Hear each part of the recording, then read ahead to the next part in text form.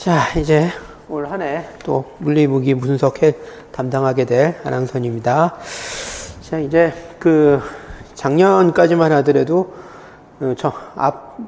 한 석 달 정도 물리화학하고 그 다음에 한 넉 달 정도 무기 분석하고 뭐 이런 식으로 진도를 나갔었어요. 근데 학생들이 물리무기 분석을 뭐 다 동시에 나가면 안 되겠냐 뭐 이런 의견들이 좀 있고 해가지고 일단 올해서부터는 물리무기 분석을 동시에 나가게 될 겁니다. 그래서 이제 금요일 날 오전에 물리, 뭐 오후에 무기, 그 다음에 일요일 날 또 오전이 돼 있죠. 일요일 날 오전에 분석, 뭐 이런 식으로 해서 비슷한 분량으로 해서 쭉쭉 나갈 거예요. 근데 물리화학이 조금 더 양이 많아요. 무기나 분석보다. 그래서 이제 파트 1, 파트 2로 나눴는데 파트 1도 그렇고 파트 2도 그렇고 무기 분석이 물리보다 조금 일찍 끝날 가능성이 높아요. 그 해당되는 분량에서.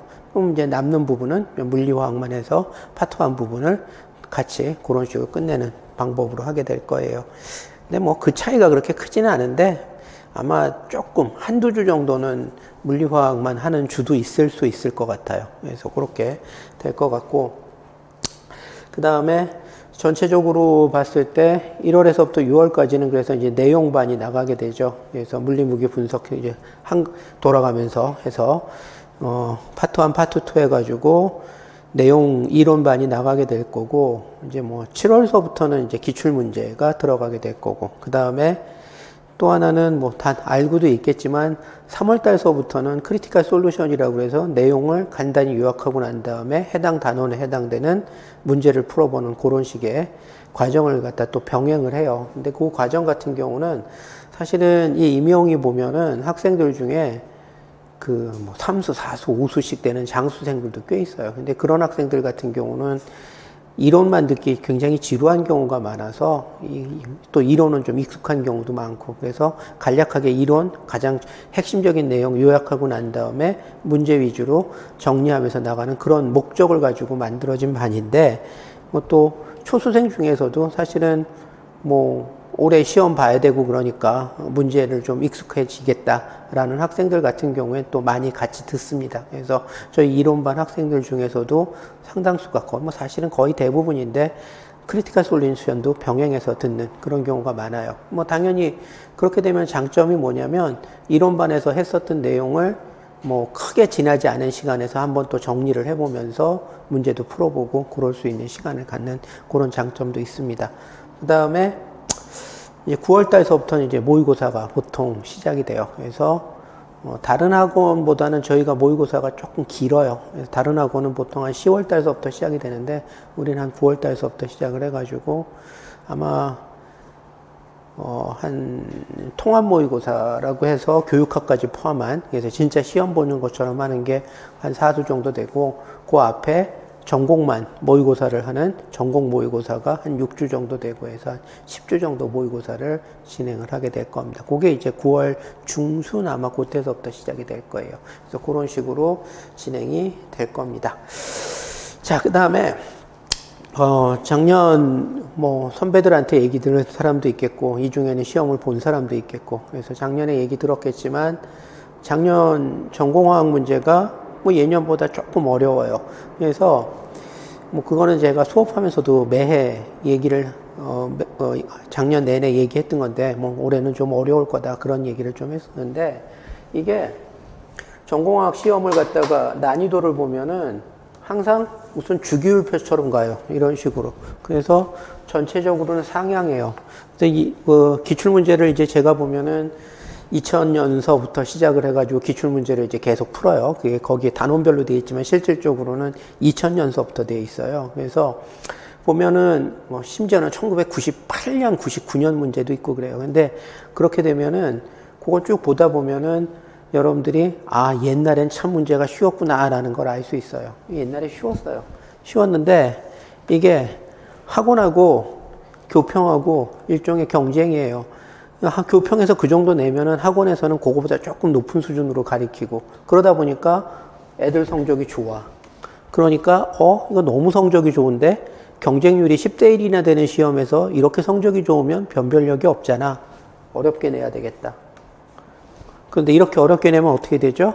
갑자기 학생이 성적이 훅 떨어져요. 생각보다. 교수들은 이러면 한 1, 2점 떨어질 텐데 그렇게 생각하고 시험 문제를 냈는데 학생들 성적은 4, 5점씩 떨어지고 당연히 왜 그래요? 보통 조금 어려워지면은 학생들이 굉장히 긴장을 많이 해요.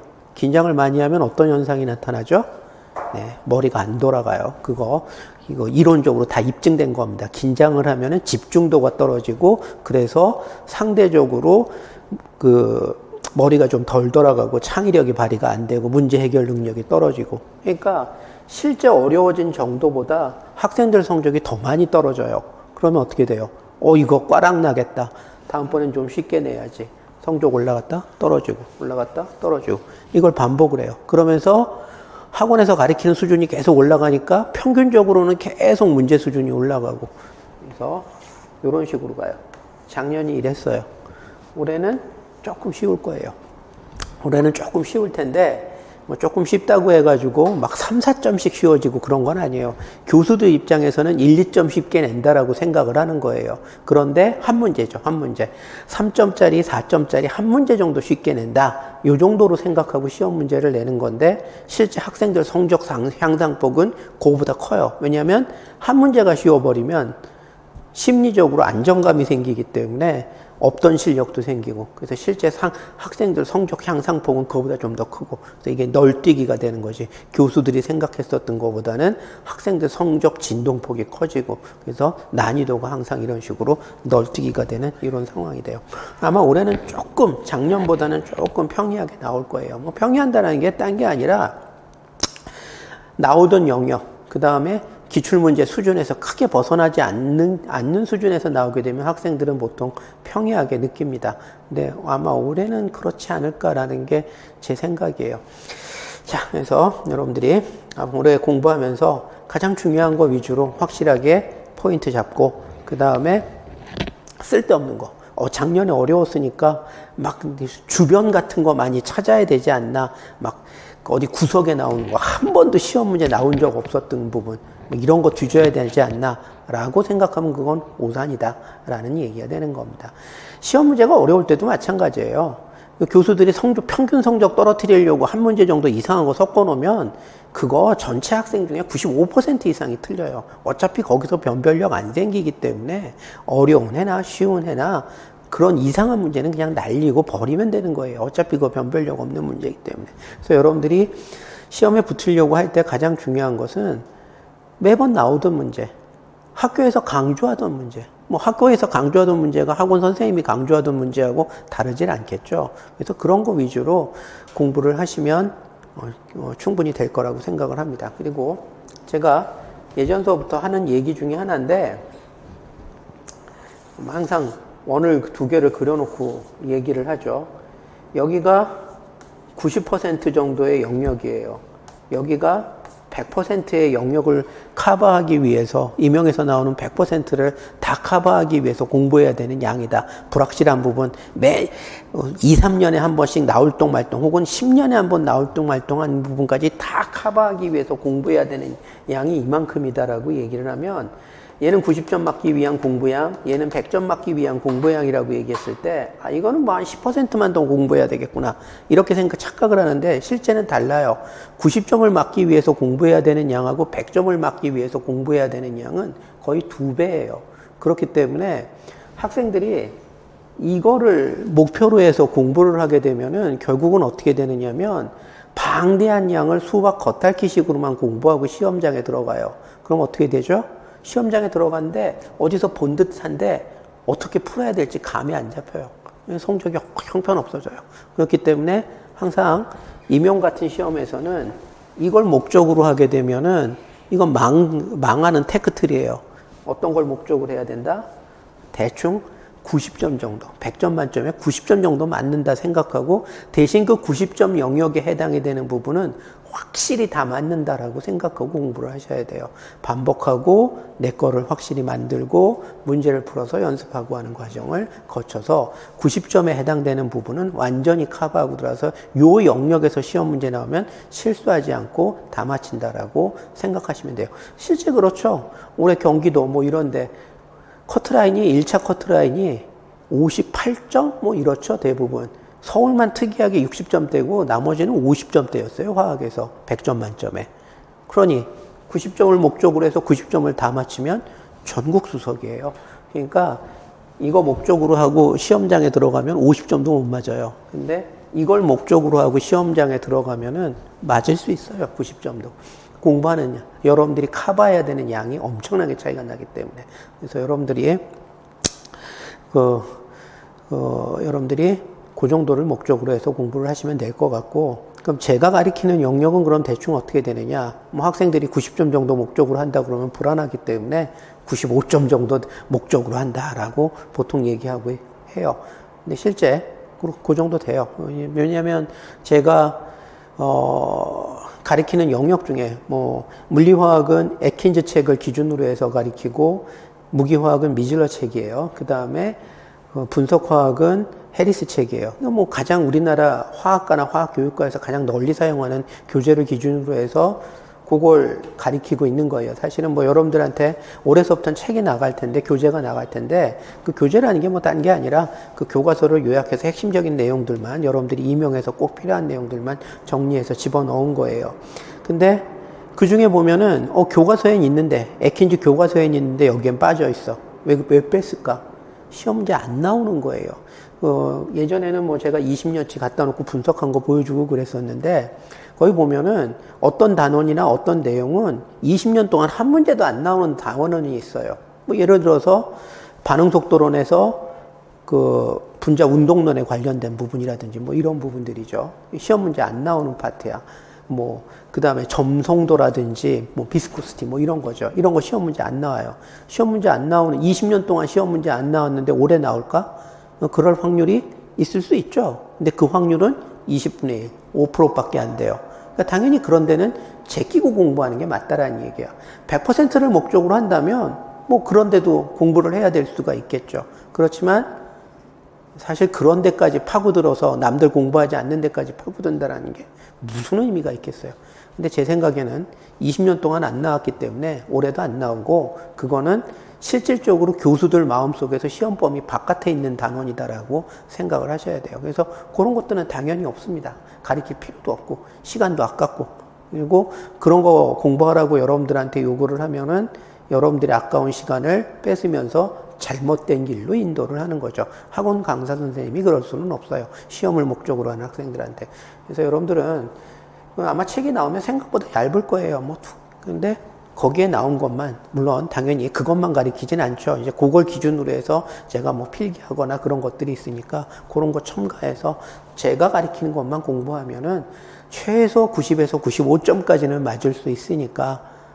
네, 근데 그것도 만만치 않죠, 양이. 그래서 시험 보면은 살짝 그렇게까지는 못 나오는데, 어쨌든 내용적으로 봤을 때는 거의 모든 걸 커버하고 있다. 임용에서 나오는 모든 내용을 커버하고 있다라고 생각하고 여러분들이 따라오시면 되고, 그거 이상 폭을 스스로 막 넓혀가서, 특히 여러분들 중에 보면은 이 첫 시간이니까 조금 잔소리 좀 할 건데, 스터디 같은 데 나가시면 이제 보통 스터디를 주도하시는 선생님들이, 많이 장수하신 선생님들이 주도하시는 경우도 꽤 많아요. 근데 이제 그분들 특색이 뭐냐면, 쓸데없는 걸 많이 하나요. 그러니까 전혀 시험 문제 안 나올 것 같은 거. 근데 이제 그런 거를 갖다 막, 너 이런 걸 해봤어? 이런 거 공부했어? 이런 거 알아?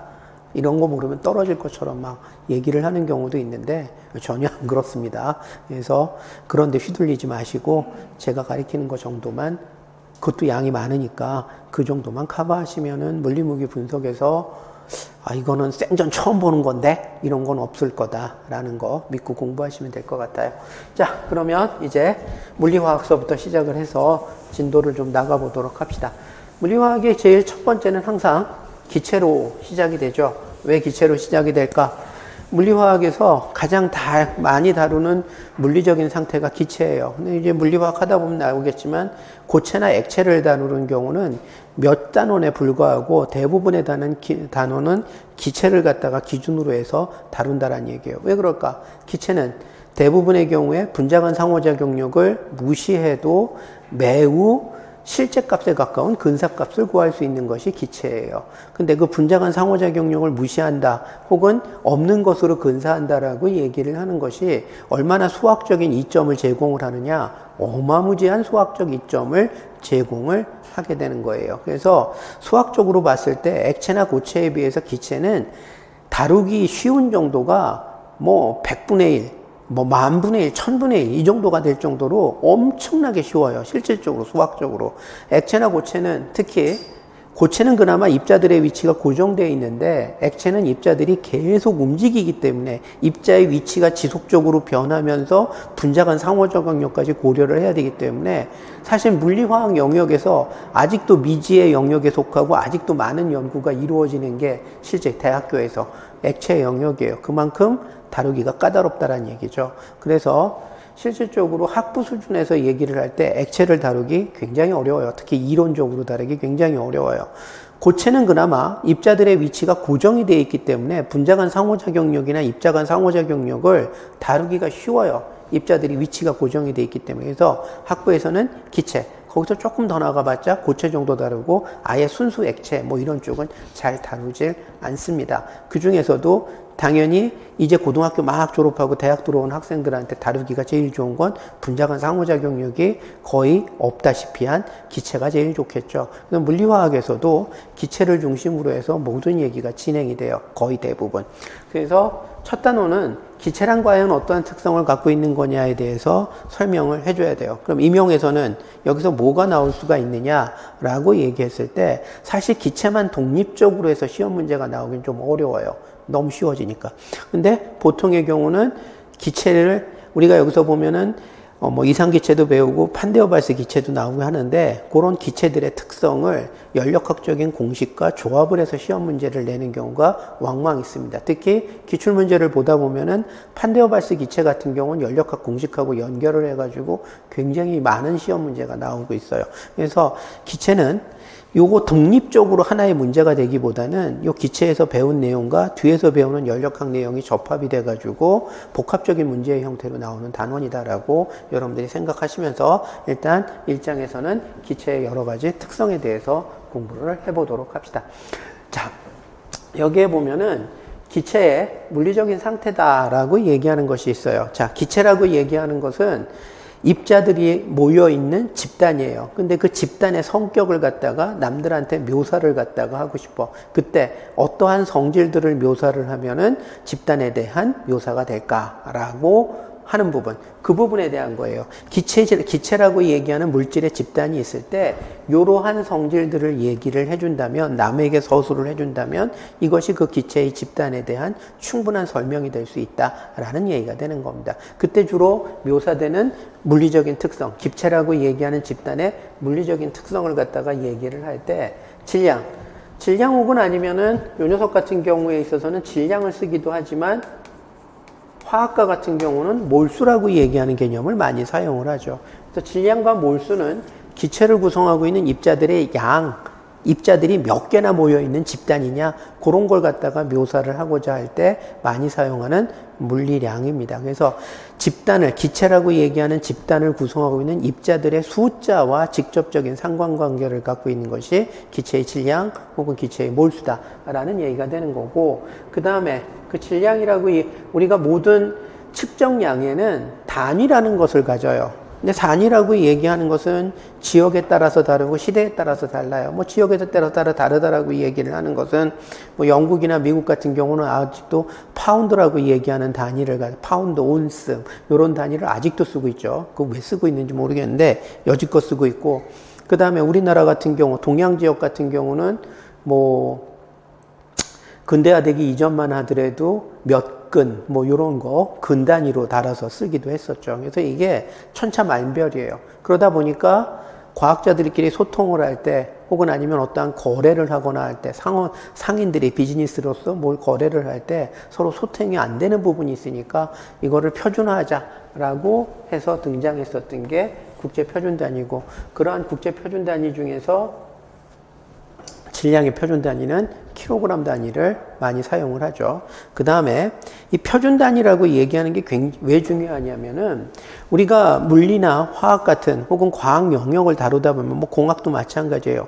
공식들이 참 많이 등장을 해요. 근데 그 공식들에다가 질량이 들어갈 수도 있고 속도가 들어갈 수도 있고 시간이 들어갈 수도 있고 뭐 여러 가지 물리량들이 들어가는데 그때 항상 단위를 통일해서 집어넣어야지만 어떠한 우리가 원하는 결과를 얻을 수가 있어요. 예를 들어서 운동 에너지가 EK는 이코르 2분의 1 MV의 제곱이다 라고 되어 있는데 속도는 메타 퍼 세크를 집어넣는데 질량에다가 그램을 집어넣는다든지 질량에는 킬로그램을 집어넣는데 속도에는 센티미터 퍼 세크를 집어넣는다든지 이런 식으로 되면은 우리가 원하는 에너지 값을 얻기가 힘들다라는 얘기가 되는 거예요. 그래서 항상 공식을 사용을 했을 때는 단위를 통일을 해야 된다. 그 단위를 통일해야 된다라고 얘기를 하는 것은 뭐냐면 질량을 킬로그램으로 집어넣었을 때 속도는 반드시 메타 퍼 세크로 집어넣어야지만 그에 상응하는 에너지 단위인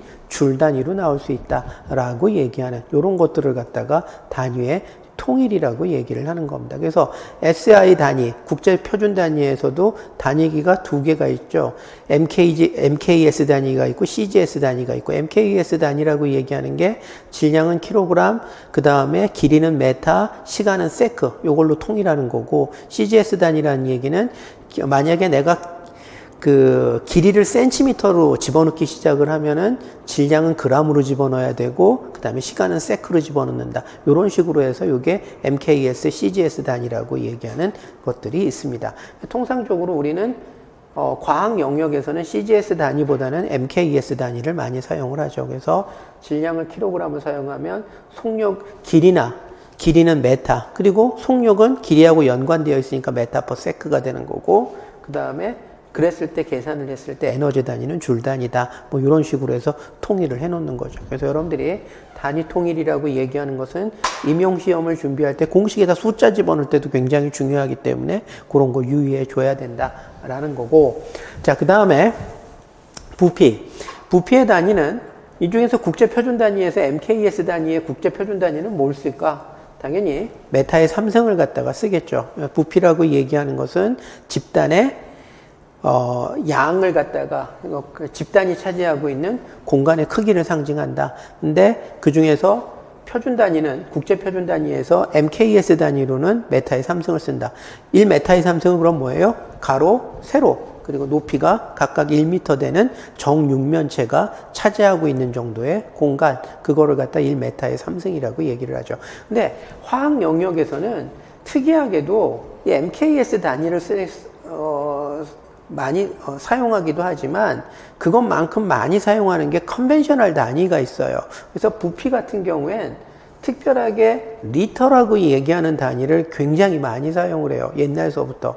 이게 국제표준 단위로 고쳐져서 사용이 돼야 되는데 아직도 우리나라 교과서, 미국 교과서, 일본 교과서, 유럽 교과서 다 화학 쪽에서는 부피의 단위로 메타의 3승보다는 리터를 쓰는 경우들이 굉장히 많아요. 그래서 여러분들이 국제표준 단위인 메타의 3승하고 리터 사이의 상호관계를 기억을 하고 있어야 돼요. 왜냐하면 여러분들이 임용에서도 시험 보면서 두 개의 단위가 왔다리 갔다리 하면서 사용이 돼요. 뭐 여러분들 학교 다니면서 배웠었던 것 중에 기체상수가 뭐 있어요? 0.082 atm 리터 몰 K 라고 얘기하는 게 있죠. 그건 뭐예요? ATM과 리터를 사용하고 있죠. 단위에다가. 그런데 동시에 몰도배요. 8.314 줄 포 K몰. 거기서 8.314 줄 포 K몰은 뭐예요? SI 단위의 MKS 단위계를 사용한 표준 단위계예요. 그래서 이게 왔다리 갔다리 하면서 사용을 하기 때문에 여러분들이 이 둘 사이의 상호관계를 잘 기억을 하셔야 됩니다. 임용시험에서도 왔다리 갔다리 하면서 사용이 돼요.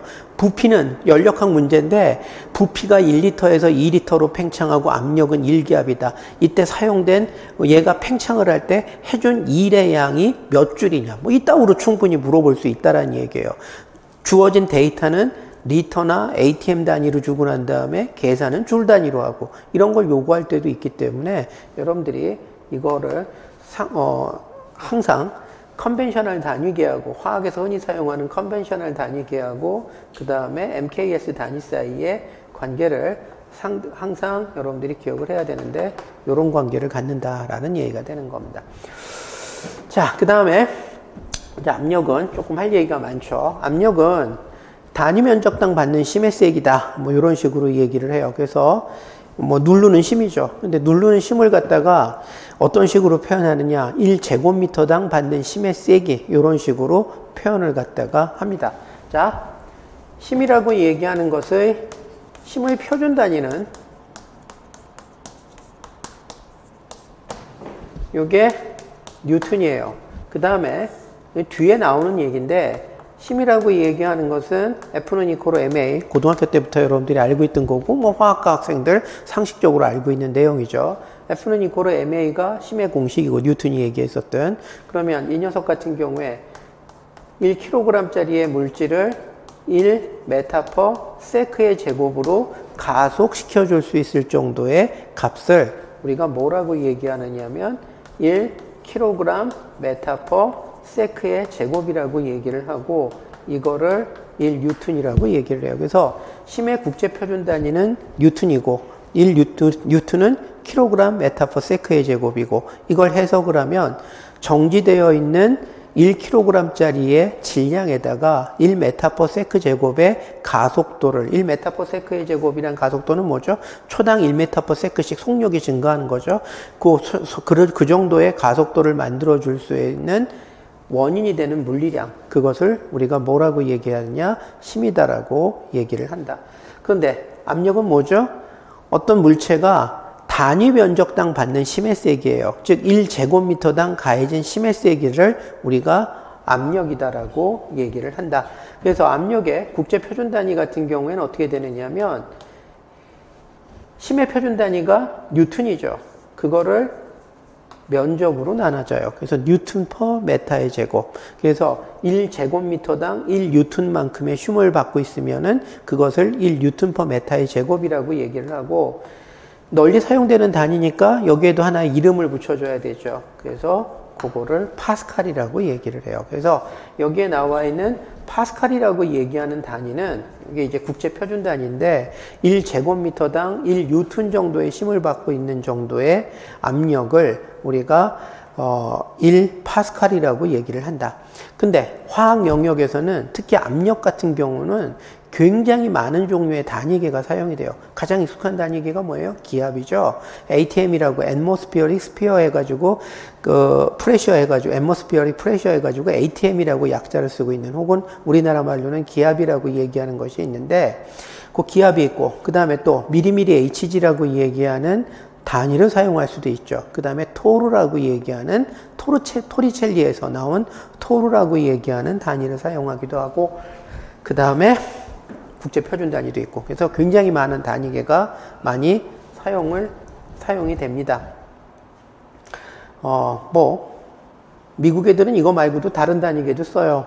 파운드 퍼 스퀘어 피트 해가지고 뭐 이런 이상한 단위도 사용을 하는데 LBF인가 뭐 해가지고 사용을 하는데 그 단위는 거의 미국 쪽에서만 사용하는 그것도 공항 영역에서만 사용하는 단위이기 때문에 우린 몰라도 되고 아까 제가 얘기했었던 ATM, 파스칼, 그 다음에 바도 있다.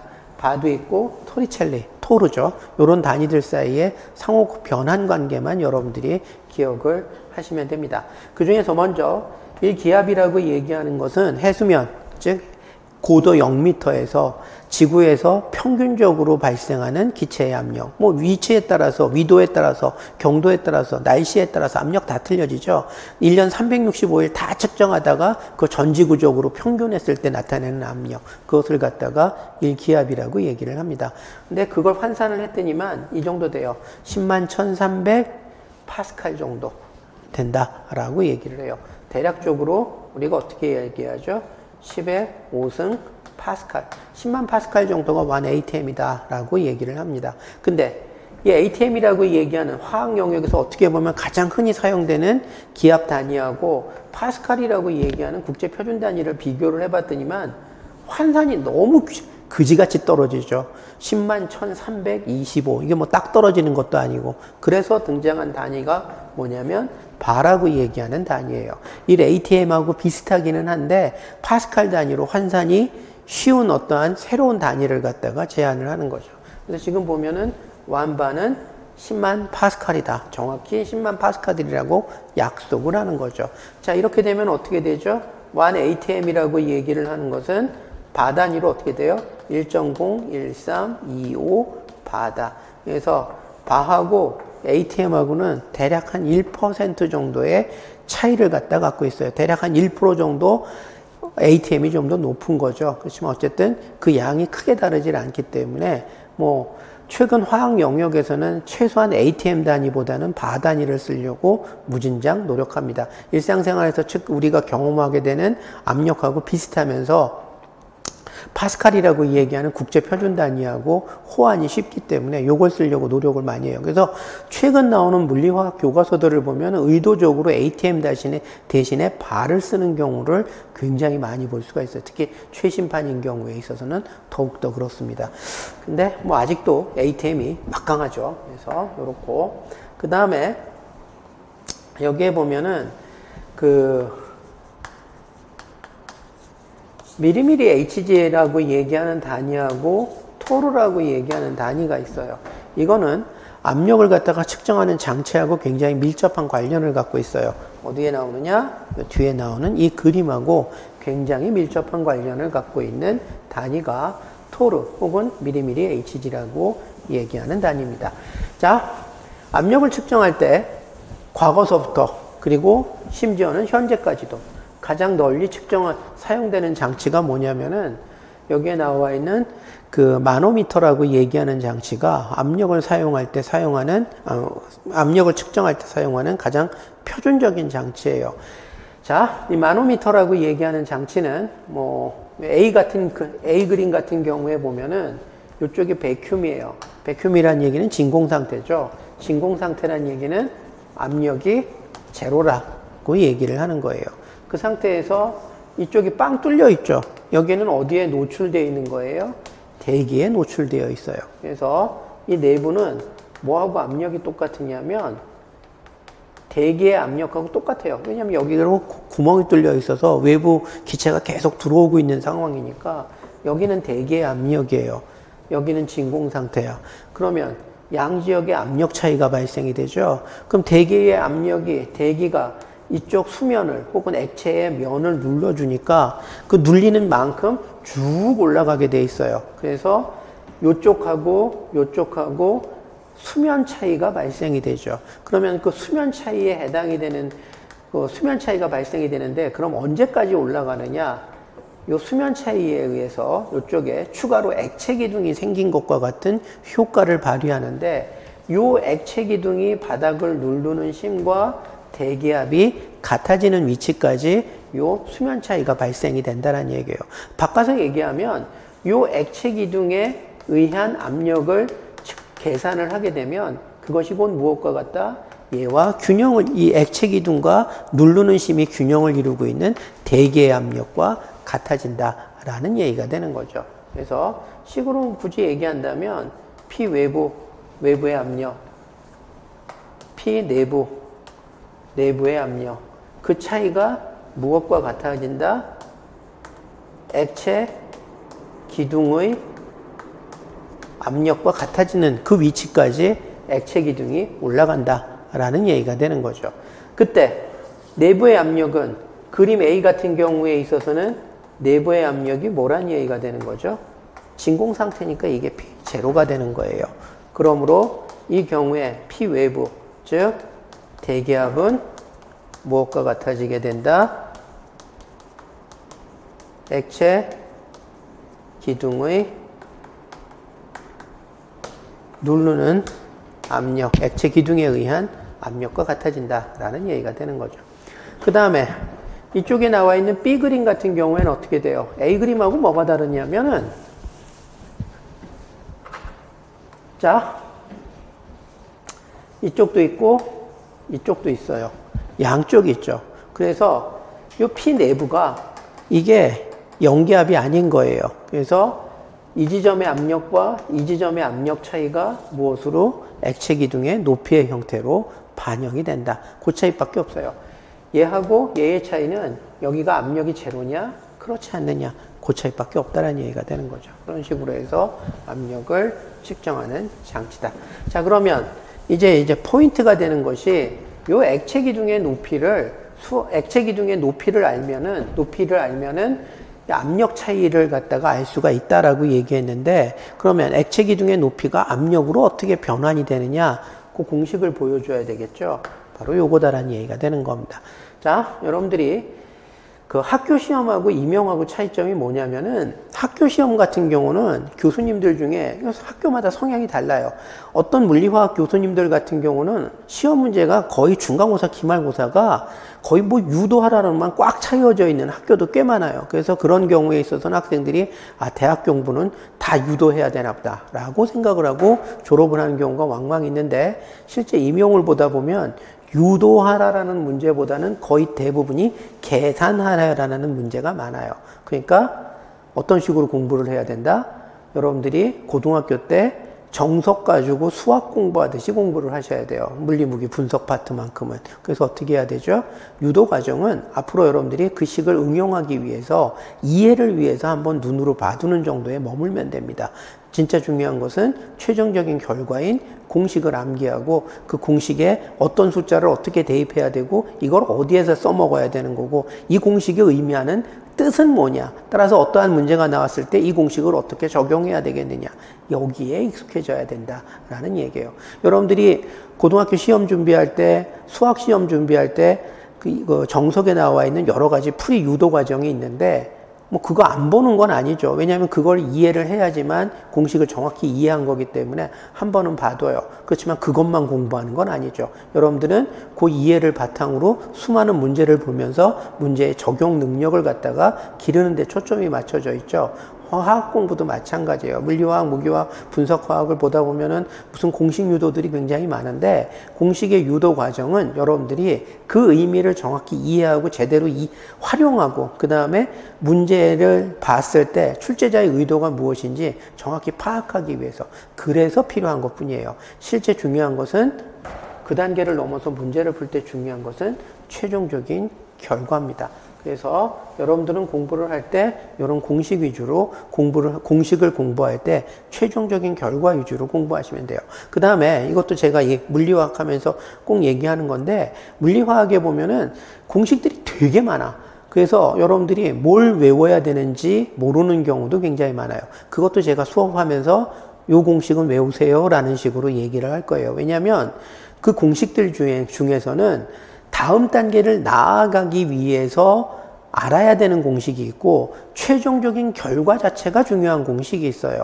그런데 여러분들이 임용해서 중요한 것은 다음 단계를 이해하기 위해서 필요한 공식보다는 최종적인 결과가 중요한 공식이 중요해요. 그래서 그런 것들을 여러분들한테 얘기하면서 얘기할 거예요. 여기 보면 쭉 유도 과정이 있지만 실질적으로 중요한 건 요거다라는 얘기가 되는 겁니다. 요걸 기억을 하시면 돼요. 자, 그러면 일단은 아까도 얘기했듯이 결과만 암기를, 뜻도 모르고 결과만 암기를 하면 문제에 적용이 안 돼요. 그렇기 때문에 한번 유도는 해주겠지만 최종적으로 여러분들이 유도 과정을 이해하셨다면 그 다음에 여러분들이 머릿속에 넣어야 되는 것은 유도 과정을 암기하는 것이 아니라 최종적인 결과만 암기하시면 된다라는 얘기예요. 자, 아까 압력이라고 얘기하는 것은 단위 면적당 받는 힘이다라고 얘기했었죠. 여기에 액체 기둥이 있는데, 사실 이렇게 직선처럼 나와 있지만 이건 원기둥이죠. 원기둥에 요 접촉면을 갖다가 여기에 나와 있는 그 액체 기둥이 누르고 있어요. 액체 기둥이 바닥을 누르는 힘을 요 원기둥의 단면적으로 나눠주게 되면은 이게 뭐가 되는 거죠? 원기둥 단위 면적당 받는 힘의 세기가 되는 거죠. 그 다음에 이 힘은 뭐 때문에 나타나는 거예요? 여기에 추가로 얘보다 높은 위치에 존재하는, 이 추가로 존재하는 액체 기둥이 자신의 몸무게를 가지고 누르고 있는 거죠. 무게를 가지고 누르고 있는 거죠. 무게는 물체가 지구로부터 받고 있는 중력의 표시에 해당이 되는 거예요. 중력이라고 얘기하는 힘의 표시인 거죠.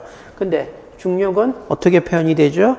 MA에서 A 대신에 뭘 집어넣으면 돼요? 중력 가속도 G를 집어넣으면 되죠. 그래서 이런 식으로 표현이 돼요. 여기서 M은 뭐죠? 여기에 추가로 들어가 있는 액체 기둥의 질량, 그 다음에 G는 중력 가속도. 그래서 액체 기둥이 자신의 무게를 가지고 누르고 있는 힘을 얘기를 하는 거고, 그 다음에 요 A는 그 힘을 받고 있는 물체의 단면적, 그래서 요 원기둥의 면적을 갖다가 얘기를 하는 겁니다. 그래서 이런 식으로 표현이 되어 있고, 자, 그 다음에 여기에 보면은 질량이 있는데, 질량이라고 얘기를 하는 것은 밀도에다가 부피를 곱하면은 그게 질량이 되죠. 그래서 여기에 로라고 나와 있는데, 이 로라고 얘기를 하는 것이 뭐냐면 저 액체의 밀도를 얘기를 해요. 저게 물이면 물의 밀도, 그 다음에 저게 벤젠이면 벤젠의 밀도, 그 다음에 가장 흔히 사용이 되는 게 수은이죠. 수은이라면 수은의 밀도, 이런 걸 사용을 하는 겁니다. 그 다음에 부피는 어떻게 돼요? 부피라고 얘기를 하는 것은 이 원기둥의 부피예요. 원기둥의 부피는 무엇과 무엇의 곱으로 나와 있죠? 면적과 높이의 곱이죠. 그래서 면적, 그 다음에 높이를 곱하는 거예요. 원기둥의 단면적에다가 원기둥의 높이를 곱하게 되면은, 뭐 우리가 원기둥이 이렇게 있을 때 이거 부피 어떻게 하죠? 여기가 반지름이 R이라고 얘기하면 파이 R의 제곱에다가 높이 H를 곱하죠. 그러면 이게 원기둥의 높이, 부피에 해당이 되죠. 그래서 이 파이 R의 제곱에 해당이 되는 게 원기둥의 단면적 A에 해당이 되죠. 그래서 이런 식으로 이제 표현이 되는 거죠. 자, 그래서 질량 대신에 로 AH를 집어넣어요. 그러면은 P는 로 AH, 그 다음에 중력 가속도 G 들어가고, 그것을 무엇으로 나눠준다? 원기둥의 단면적 A로 나눠지죠. 그러면 AA 지워지면서 결국은 로GH라고 얘기하는 숫자가 나오죠. 그래서 압력이 내부와 외부의 압력 차이, 그것이 무엇과 비례관계를 갖는다? H와 비례관계를 갖는다. 따라서 이 안에다가 어떠한 액체를 채워놓고 그 액체 기둥의 높이를 측정을 하면은 두 지점의 압력 차이에 대한 정보를 알 수가 있다. 특히 이 부분이 백큐으로 되어 있는 경우에 있어서는 어떻게 된다?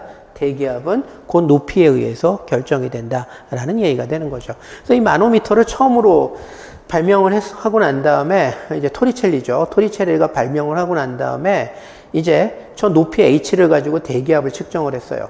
자, 그런데 이제 문제가 뭐냐면은 이 안에다가 1g/s 세제곱센티미터 정도의 밀도를 갖는 물을 집어넣고 저거를 측정을 하면은 1기압의 압력을 받을 때 물기둥이 얼마 정도 나오냐면 대충 한 10m 정도 높이로 가요. 자, 1800년대 사람들한테 10m, 3층 빌딩 높이죠. 어마무지하게 높이가 높죠. 1기압 압력 측정하려고 높이 10m짜리 기둥 세워야 된다라고 얘기하면 황당할 거예요. 그러니까 처음에는 물로 한번 측정해 보려고 했는데 너무 높이 올라가니까 이거 가지고 측정 불가하겠구나라고 생각을 해서 액체 중에서 이 밀도가 높아지면 높아질수록 어떻게 될까? 밀도가 높아지면 높이가 낮아지겠죠. 같은 압력하에서. 그래서 토리첼리가 고민하다가 이 세상에 있는 물질 중에서 액체 중에서 가장 밀도가 높은 게 뭘까? 당연히 수은이겠죠. 수은은 금속이니까. 그래서 처음으로 저거를 수은을 적용을 해봤어요. 그랬더니만 측정 가능한 높이 정도밖에 안 올라가더라라는 얘기예요. 그게 얼마냐? 대략 760mm, 센티미터는 76cm 정도죠. 뭐 76cm, 이 정도니까 충분히 우리가 컨트롤할 수 있는 범위가 되는 거죠. 그래서 우리가 미리미리 HG다라고 얘기하는 것은 요건 수은을 상징하고 요거는 수은 기둥의 높이가 몇 밀리미터가 올라갔느냐. 1기압일 때 대충 76cm 정도 올라간다라고 얘기했고 76cm가 760mm죠. 그래서 760mm의 수은 기둥에 해당되는 압력, 그것을 갖다가 대략 1atm이다라고 얘기를 하고, 마노미터라고 얘기하는 측정기 때문에 미리미리 hg라고 얘기하는 단위는 요즘도 화학이나 과학 영역에서 널리 사용되고 있는 단위에 해당이 된다라는 얘기가 되는 겁니다. 그래서 이렇게 돼요. 자, 그러면 토르라고 얘기하는 단위가 있어요. 흔히 얘기할 때 1mm hg는 1토르다라고 얘기를 해요. 뭔 바보짓이야. 이럴 거면 뭐하러 토르라고 얘기하는 단위를 만들겠어. 뭔가 다르기 때문에 만들어진 거예요. 뭐가 다르냐? 요게 달라요. 지금 이 미리미리 hg라고 얘기를 하는 것은, 이 녀석은 그 마노미터 장치에서 수온을 사용한 마노미터 장치에서 수온 기둥의 높이를 본질적으로 상징한다라고 얘기를 했었죠. 근데 굉장히 웃긴 게 있어. 뭐가 있냐면 여기에 보면은 수온의 밀도가 들어가 있죠. 근데 여러분들이 알다시피 수온의 밀도는 뭐에 의존하죠? 모든 고체나 모든 액체나 기체나 물질의 밀도는 온도에 따라서 달라져요. 예를 들어서 오늘의 날씨가 20도일 때하고 날씨가 30도일 때를 비교하면 30도일 때는 밀도가 좀 낮아져요. 물질이 팽창하기 때문에, 열 팽창을 하기 때문에. 밀도가 낮아지면은 기압은 같더라도 H가 어떻게 되죠? 상승을 해버려요. 자, 그래서 결국은 1기압이라고 얘기하는 압력을 미리미리 Hg 단위로 측정을 하게 되면 기온에 따라서 달라진다라는 특징을 갖게 돼요. 우리가 흔히 얘기할 때 1기압은 760mm Hg다라고 얘기하는 것은 이건 근사값일 뿐이에요. 그래서 기온이 몇 도냐에 따라서 그래서 20도씨를 기준으로 했을 때는 1atm이 760mm Hg다라고 얘기하는데 30도씨일 때는 그 값이 달라져요. 0도씨일 때 또 값이 달라져요. 그래서 이 값이 온도에 따라서 1기압이 몇 미리미리 Hg냐라고 얘기하는 것이 온도에 따라서 들쭉날쭉 하는 특징이 있더라라는 얘기가 되는 거예요. 그래서 써먹기가 좀 불편해. 그래서 사람들이 이럴 바에는 1atm은 760 토르라고 못 박아버려서 토르라고 얘기하는 새로운 단위를 제안을 하자. 즉 760분의 1기압을 하나의 값으로 갖는 새로운 단위계를 제안을 한 거예요. 그래서 1토르는 760분의 1 atm이다. 이런 식으로 약속을 해버린 거죠. 이렇게 되면은 기온에 따라서 변하지 않으면서 미리미리 hg하고 비슷한 값을 갖는 새로운 단위계를 갖게 되는 거예요. 그래서 그것을 토리첼리라고 얘기를 하는 거예요. 그래서 미리미리 hg 단위의 압력은 온도에 따라서 1기압이 얼마인지가 왔다리 갔다리 하는데 토리첼리라고 얘기하는 단위는 무조건 760분의 1기압을 완 토리첼리, 토르라고 정의를 하는 바람에 기온에 상관없이 1기압은 760 토르에 해당이 되는 겁니다. 또 그런 것들이 여기에 주어져 있다. 자, 그러면 여러분들이 시험을 위해서 암기해야 될 것은 뭐냐? 여기서는 요거 하나만 기억을 하시면 돼요. 요건 시험 문제 충분히 나올 수 있는 공식 중에 하나입니다. 뭐 흔히 나오는 공식은 아니에요. 워낙 쉬운 내용이기 때문에. 그렇지만 충분히 마노미터하고 연관지어서 연력학에서 나올 수 있는, 응용될 수 있는 공식 중에 하나이기 때문에 요거는 기억을 하세요. 자, 그 다음에 온도. 자, 온도는 연력학에서 여러분들이 반드시 온도의 본질이나 이런 것에 대해서 이해하고 넘어가야 돼요.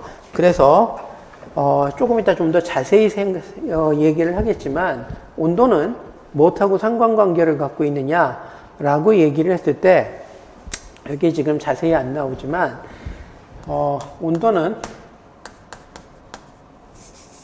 입자들의 물질이라고 얘기하면 그것을 구성하고 있는 입자의 단위가 몰수 근처죠. 몰수보다 잠깐 작거나 더 많거나 뭐 어쨌든.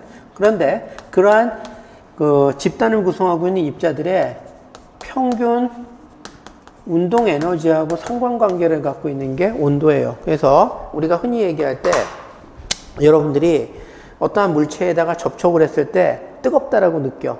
그리고 어떠한 물체에다 접촉을 했을 때 차갑다라고 느껴. 이 뜨겁다, 차갑다. 이것이 뭘 느끼는 거냐? 과연 물질이 어떠한 물리량을 감지하는 거냐라고 얘기했을 때 이걸 한마디로 정의한다면 평균 운동 에너지를 감지하는 거다라고 얘기를 할 수가 있어요. 그래서 어떠한 물질에 접촉을 했을 때 평균 운동 에너지가 높으면 여러분들은 뜨겁다고 느끼는 거고 어떠한 물질에다가 접촉을 했을 때 평균 운동 에너지가 그 집단을 구성하고 있는 입자들의 평균 운동 에너지가 낮으면 차갑다고 느낀다라고 얘기를 할 수가 있어요. 여러분들이 목욕물을 따뜻하게 받아놓고 난 다음에 거기다 손을 집어넣었어. 따뜻한 느낌을 받아. 그럼 뭘 느끼는 거야? 여러분들의 표면에 있는 감각세포들이 물을 구성하고 있는 입자들의 평균 운동 에너지를 감지하고 있는 거예요.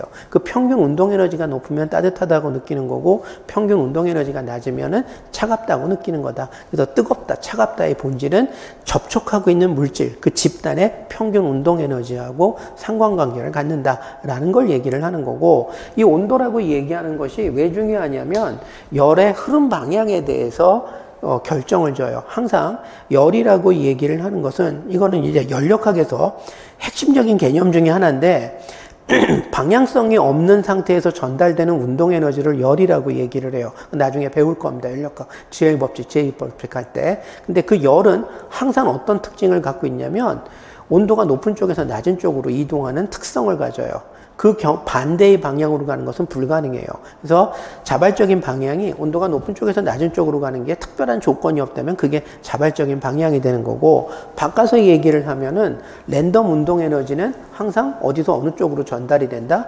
평균 운동 에너지가 높은 쪽에서 평균 운동 에너지가 낮은 쪽으로 전달이 되는 것이 랜덤 운동 에너지의 일반적인 흐름 방향이다라는 얘기가 되는 겁니다. 그래서 평균 운동 에너지를 측정하는 척도에 해당이 되는 것이 온도다라고 얘기를 할 수가 있고, 그 다음에 온도의 단위로서 가장 널리 사용이 되는 것이, 원래는 섭씨 온도가 많이 사용이 되긴 하는데 이거는 일상생활에서 많이 사용이 되는 거죠. 일기아파에서 물의 어는 점을 0도씨, 물의 끓는 점을 100도씨라고 정의하고 그 사이를 100등분을 해서 1도와 1도 사이에 간격을 결정을 한 거죠. 그것을 갖다가 우리가 섭씨 온도라고 얘기를 해요. 근데 이거는 일상생활에서 주로 많이 사용이 되는 거죠. 뭐 영미권에서는 화씨 온도로 사용하고, 뭐 걔네들은 진짜 이상해.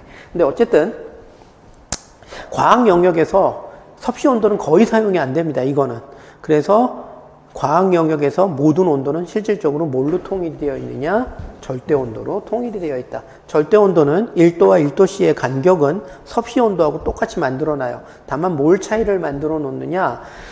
섭씨 온도 같은 경우는 물의 어는 점을 0도씨라고 잡았기 때문에 플러스 온도도 있고 마이너스 온도도 있어요. 근데 그게 아니라 절대 온도 같은 경우는 이상기체를, 이제 요번 단원의 이제 핵심 주제가 이상기체인데, 이쪽이 온도고 이쪽이 부피라고 얘기를 했을 때 이상기체의 부피는 온도의 정비례 관계를 가져요. 그래서 얘를 갖다가 수학적으로 유도를 해보면은 특정한 온도에 도달을 했을 때 부피가 제로가 돼버리게 됩니다. 이상기체라고 얘기하는 공상 속에 존재하는 모델 기체의 부피가 제로가 되는 온도, 이 온도보다 더 낮은 온도로 온도를 낮추는 것은 불가능한 게 아니라 아예 상상조차 안 된다라는 얘기예요. 그래서 인간이 생각할 수 있는, 머리로서 공상이나마 할 수 있는 가장 낮은 온도가 뭐냐? 바로 이상기체의 부피가 제로가 되는 온도다. 그 제로가 얼마냐면은 섭씨 온도로 마이너스 273.15도씨예요.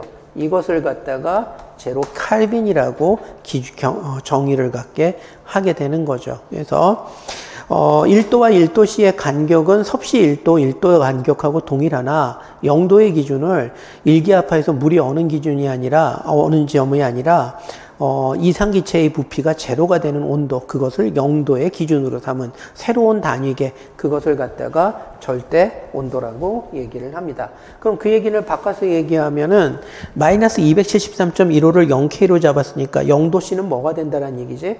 플러스 273.15K에 해당이 된다는 얘기가 되는 거죠. 그걸 보정을 한 게 이거다.